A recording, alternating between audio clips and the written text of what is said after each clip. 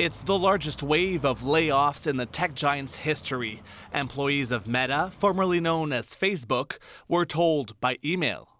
It's just very inhuman, a very cold experience. I get that companies grow a little bit too fast sometimes, and you need to make cuts based on your profitability long term. This was ultimately my call, and it was one of the hardest calls that I've had to make. This summer, Meta saw its revenue fall year over year for the first time ever, sinking further this past quarter.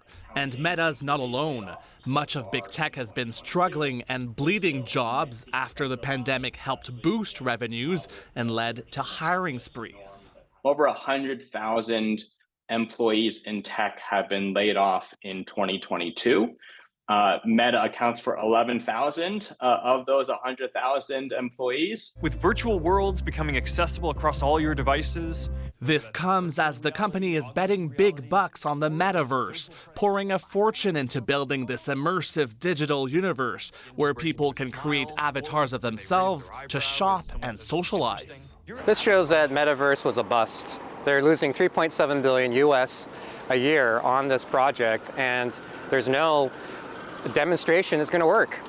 The metaverse is going to allow... Earlier this year, the company announced plans to set up a Canadian engineering hub in Toronto to help build it by hiring 2,500 workers in the next 5 years. Ontario Premier Doug Ford is confident it's still a good business move for Meta. I think they're going to continue, myself, they're going to continue to grow. I know they announced that 11,000 worldwide. They haven't given me numbers if it affects Ontario, but the tech sector here is second to none. Meta did not specify how many Canadian jobs were cut, only that it remains committed to its expansion here, which it says has been years in the making.